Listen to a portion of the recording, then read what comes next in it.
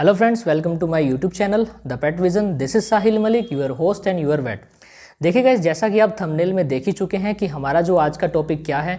देखिए गाइस, आज हम कैनाइन जो हिप डिस्प्लेसिया नाम की एक कंडीशन आती है उसके बारे में आपको कम्प्लीटली बताएंगे और मैं आशा करता हूं आप इस वीडियो को एंड तक ज़रूर देखेंगे और ऑब्जर्व करेंगे जो भी पॉइंट्स बताया जाएगा। और वीडियो के लास्ट में गाइस आपको ट्रीटमेंट बताया जाएगा इस चीज़ का, जो काफ़ी ज़्यादा इंपॉर्टेंट होने वाला है आपके लिए। तो आशा मैं आपसे यही कहूँगा कि आप ज़रूर एंड तक इस वीडियो को ज़रूर देखें और अच्छे से देखें कि क्या सिम्टम्स है, किस कारण से हो रही है ये बीमारी। अब गाइस, हिप डिस्प्लेसिया होता क्या है? देखिए गाइस, जो हिप जॉइंट होता है उसके अंदर वो एक बॉल और सॉकेट की तरह काम करता है। यानी अगर एक कोई चीज़ है, मान लो एक बॉल है, उसके अंदर एक सॉकेट फंसी हुई है, तो वो एक दूसरे से अटैच है। जैसे ही आपका डॉग अगर वो एज हो चुका है, यानी विद इन ए टाइम अगर यानी उसकी एज बढ़ रही है, तब उसमें एक्सेसिव अमाउंट में मूवमेंट होने की वजह से या उसमें इम्प्रॉपर मूवमेंट होने की वजह से क्या होता है, उसमें फ्रिक्शन होता है। फ्रिक्शन होने की वजह से वो जो एरिया होता है जॉइंट का, वो घिस जाता है, जिसकी वजह से ये डिस्प्लेसिया नाम की बीमारी हो जाती है। अब गाइस, जैसे ही वो एरिया घिस जाएगा तो जो जॉइंट का जो फंक्शन होता है वो लॉस हो जाएगा। तो गाइस, ये एक सिंपल एक डेफिनेशन थी डिस्प्लेसिया की। अब गाइस, जो डिस्प्लेसिया नाम की जो ये बीमारी होती है, जो जियांट जो ब्रीड्स होती है, यानी जो लार्ज ब्रीड्स होती है, लाइक ग्रेट डेन है, रोटवाइलर है, अपना लैब्रा है, लैब्राडोर रिट्राइवर है, गोल्डन रिट्राइवर है और जर्मन शेफर्ड नाम की जितनी जो ये जियांट जो ब्रीड्स होती हैं उनके अंदर मैक्सिमम देखी जाती है। अब गाइज, आपको पता होना चाहिए कि इसके कारण क्या है। गाइज, इसका कारण बेसिकली जेनेटिक मेथड होता है, यानी जेनेटिज्म की वजह से ये जो ट्रेट है आगे एक्सटेंड करते हैं। इसलिए मैं आपको यही सलाह दूंगा कि आप जब भी अपना पपी लें तो एक बार मदर फादर की जरूर पेडिग्री ज़रूर चेक करें और उनकी जेनेटिज्म ट्रेट ज़रूर चेक करें, ताकि आपके डॉग को ऐसी प्रॉब्लम से फेस ना करना पड़े। अब गाइज, जो डिस्प्लेसिया नाम की जो ये कंडीशन आती है, दो टाइप की होती है गाइज। एक तो होती है एल्बो डिस्प्लेसिया, दूसरी होती है नी डिस्प्लेसिया। एल्बो डिस्प्लेसिया में जो गाइज जो कोहनी होती है, मैं आपको बेसिकली सिंपल लैंग्वेज में बता रहा हूँ, जो कोहनी होती है वो डिस्प्लेस हो जाती है। और गाइज, जो नी जो होते हैं, जो घुटने होते हैं, वो काफ़ी ज़्यादा डिस्प्लेस कर जाते हैं। आपको स्क्रीन पे फोटो भी उनकी दिखी होगी अभी। अब गाइज, हम बात करते हैं इसमें आपको सिम्टम्स क्या शो होंगे। देखिए गाइज, अब माइंड में आपके क्वेश्चन आता है कि मैं घर रहते कैसे डायग्नोज करूं मेरे डॉग को कि कहीं मेरा डॉग इस कंडीशन से सफ़र तो नहीं कर रहा। तो गाइज, सबसे पहले आपको सिम्टम देखने को मिलेगा, वो रनिंग नहीं कर पाएगा, वो जंपिंग नहीं कर पाएगा, वो काफ़ी ज़्यादा एकदम स्टॉप होके, यानी उसकी जो स्टॉपिंग जो एबिलिटी होगी वो रिड्यूस हो जाएगी। बैलेंस नहीं बनेगा, पीछे से जो हिप जॉइंट होता है उससे बैलेंस नहीं बनेगा, यानी बिल्कुल ही ढीला ढाला उसकी मूवमेंट होनी स्टार्ट हो जाएगी। काफ़ी ज़्यादा स्टिफनेस आ जाएगी, बहुत पेन होगा वहाँ पे, स्वेलिंग भी कई बार सीन होती है, एनिमल आपका लिम्पिंग करता है। और जो गाइज मसल्स जो होती है, जो हिप जॉइंट की जो मसल्स होती है as compare to elbow joint की मसल से बहुत ज़्यादा कम होती है और काफ़ी ज़्यादा स्टिफनेस प्रोड्यूस हो जाती है वहाँ पे, और स्वेलिंग एक सिम्टम आपको देखने को मिलता है। अब गाइज, क्या करना है आपको, जो लास्ट में सिम्टम एक ज़रूर चेक करना है कि लॉस ऑफ थाई मसल्स, यानी जो थाई की जो नीचे वाली जो मसल्स होती हैं उनके अंदर काफ़ी ज़्यादा अमाउंट में डिस्ट्रक्शन हो जाता है टिश्यूज़ का, जिसकी वजह से वो मसल्स है काफ़ी ज़्यादा लॉस हो जाती है। अब गाइज, मैं आपको बताता हूँ एक रीज़न क्या है। देखिए गाइज, कहीं ना कहीं ये हमारी भी एक गलती होती है, बिकॉज हम अपने डॉग की डाइट के अंदर वो न्यूट्रिशनल कंपोनेंट प्रोवाइड नहीं कर पाते उनको जो उनकी बॉडी को चाहिए। लाइक जैसे ग्लूकोसामाइन और जो कॉन्ड्रोइटिन नाम के ये जो इंग्रेडिएंट्स हैं, जो एलिमेंट्स हैं, आपके डॉग की बॉडी के लिए बहुत ज़्यादा रिक्वायरमेंट है जॉइंट्स की डेवलपमेंट के लिए इनकी। अगर बॉडी के अंदर इनकी कमी हो रही है तब आपका जो डॉग है इस डिस्प्लेसिया नाम की बीमारी से संक्रमित हो सकता है या उसके जूझ सकता है और काफ़ी ज़्यादा प्रॉब्लम फेस करनी पड़ जाती है। और गाइज, इसका क्योर करना भी बहुत ज़्यादा मुश्किल हो जाता है जब ये क्रोनिक लेवल पे चला जाता है। तो गाइज, क्या करना है आपको, सबसे पहले मैं आपको एक प्रिवेंशन बताता हूं।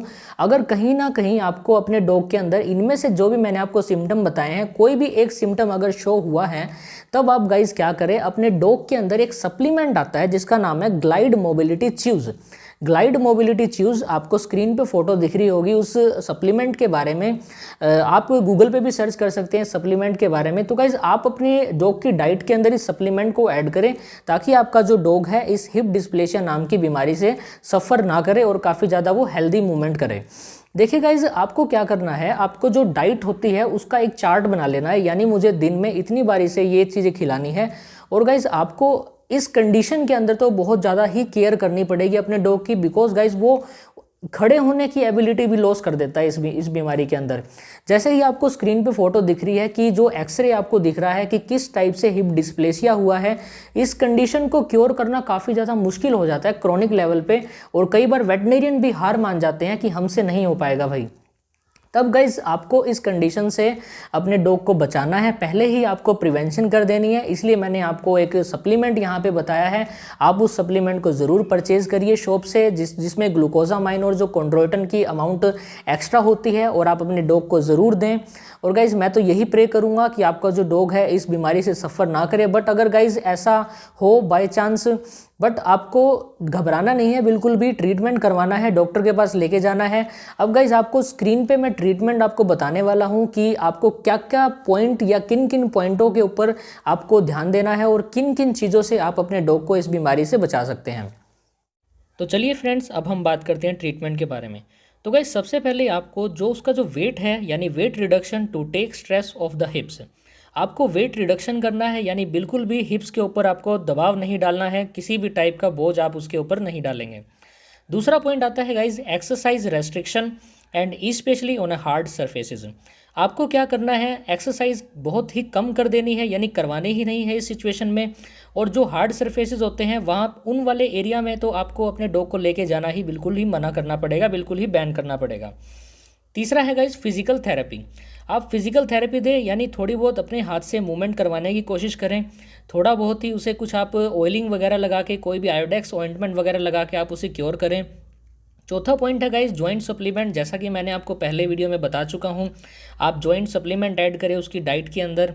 और गाइज पांचवा जो पॉइंट है, आप एंटी इन्फ्लामेटरी मेडिकेशंस प्रोवाइड कर सकते हैं जो नॉन स्टेरॉयडल होती हैं, एंटी इन्फ्लामेटरी ड्रग्स, और जो कॉर्टिकोस्टेरॉइड्स जो हमारे होते हैं, हम उसे अप्लाई करके अपने डॉग को इस बीमारी से बचा सकते हैं।